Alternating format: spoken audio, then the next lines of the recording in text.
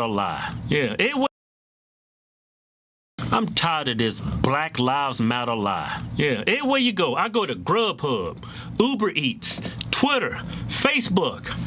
Hell, Instagram. I get a telemarketer calling me, please donate to Black Lives Matter. I'm tired of this damn lie, so I'm gonna expose it. Yeah, I'm not gonna tell you.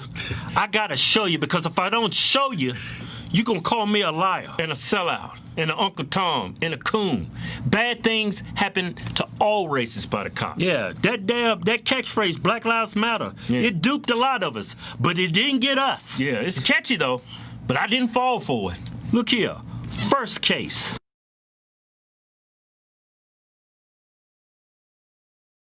Newly released body camera footage of this police shooting shows Daniel Shaver's last moments. Police were responding to reports of a man pointing a rifle out of a hotel room window. Hands up in the air! You do that again, we're shooting you. Do you understand? Please do not shoot me. Begging for his life. Then listen to my instructions. I'm trying to do what you Don't talk! Listen! Hands straight up in the air. Do not put your hands down for any reason. You think you're gonna fall, you better fall on your face. Your hands go back in the small of your back or down. We are going to shoot you. Do you understand me? Yes, sir. An officer then orders Shaver to crawl toward him. Shaver complies, but then moves his right hand behind him despite the warning. Officer Philip Mitchell Brailsford fires 5 rounds, killing Shaver. Brailsford was charged with second-degree murder over this January 2016 shooting. In an interview with police, he said he thought Shaver was going for a gun, saying, quote, "He could have easily and quickly drawn a weapon down on us and fired without aiming, and he could have hit us or the citizen that we had just detained." No gun was found on Shaver. Brailsford was acquitted last week. This kid is drunk. Yeah. He's begging for his life. Yeah. And the cop shoots him anyway. Yeah. The cop walks. Yeah, got acquitted. You didn't hear about it because he's white. Just imagine if this kid's name was Tyrone. A black kid crying. Imagine if this was George Floyd begging for his life. Yeah.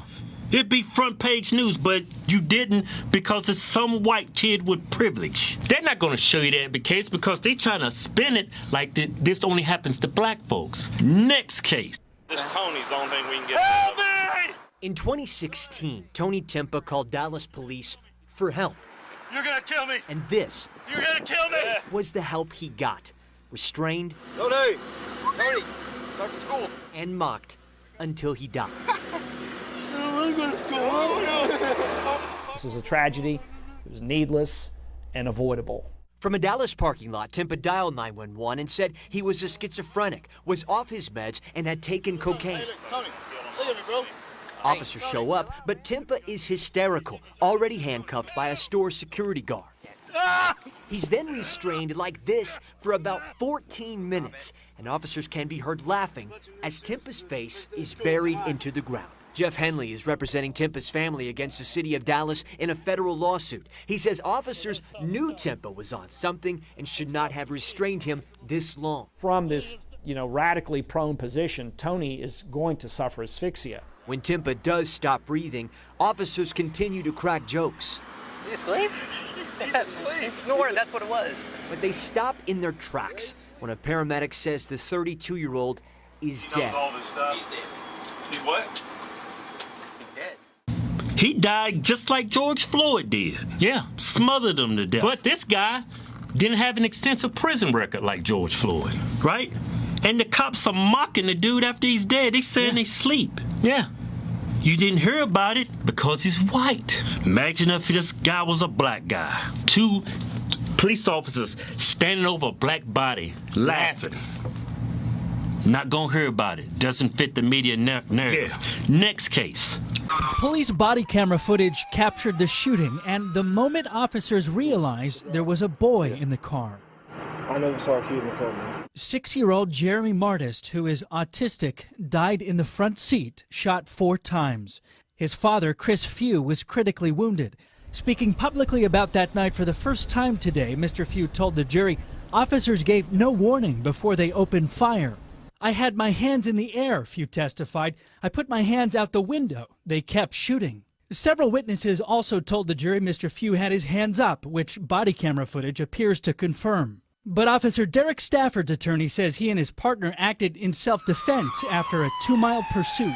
He negligently and intentionally reversed his vehicle in an attempt to hit the officers. Few admitted to drinking that night but told the jury he would never hit an officer and only wanted to get his son to a caretaker so the boy wouldn't be involved in a possible arrest. The prosecution argues nothing Few did that night justified the deadly response. Derek Stafford is on trial, and it's just a shame that they want to put the victim on trial. A 6-year-old white autistic kid and his father get shot up, gunned down by 2 black police officers. Now, the father lived, but the kid didn't. Yeah. You didn't hear about this because the victims are white. Yeah, little boy, man, 6 years old, got shot 5 times. They emptied 18 rounds in that car. That horrible thing that happened to Tamir Rice up in Cleveland, right? They singing that out like this only happens to black kids. There's an article I found. Now tell him, Tamir Rice was a 12-year-old kid. Yeah. They got shot and killed because he was brandishing a fake gun. A toy gun. It looked real. It was a gun replica. Yeah. Right? Cops roll up, shoot and kill the young kid. Right? Now, this is not an isolated incident. There's an article up on Washington Post written back in 2016 over the span of 2 years, 85 to 86 shootings by cops, people brandishing fake toy guns. Yeah. 50 of them that died out of the 86, they were white. Yeah. You didn't hear about it because it doesn't fit the media narrative. Yeah. That whole Black Lives Matter, it's a lie. That's what pisses people off in that organization, on the news. That's why they mock people when they say all lives matter. No, all lives matter doesn't.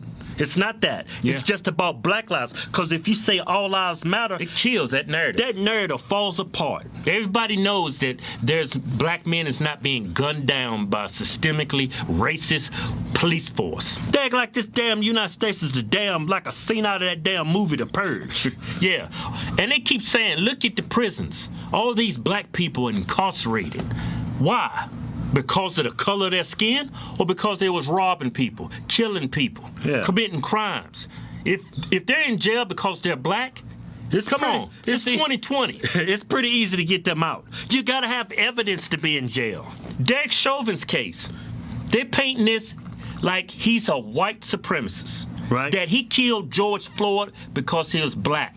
But why is that the default? Simply due to the fact that Chauvin was a white guy and George Floyd was black? I could see if there's evidence that this dude was in the KKK or he had racist emails. There's a history of racism. Nazi tattoos or something.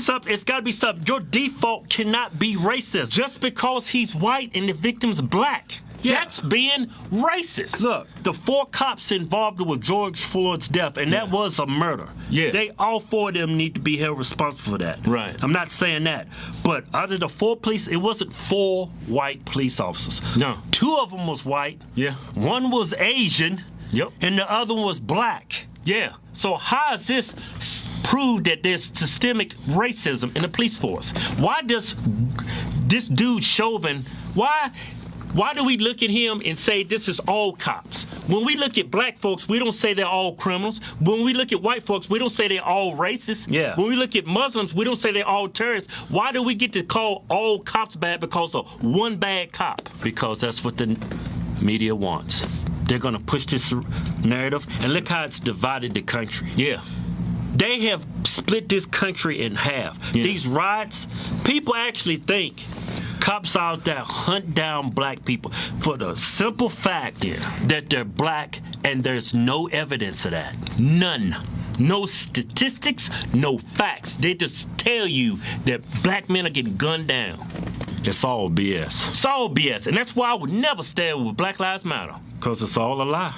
It's a lie to simply make black people feel that they're less American than everybody else. Yeah, to keep black people indebted to the Democrat Party. Yeah, that's what it's all about. And look at Black Lives Matter organization. Look at all the contributions they get.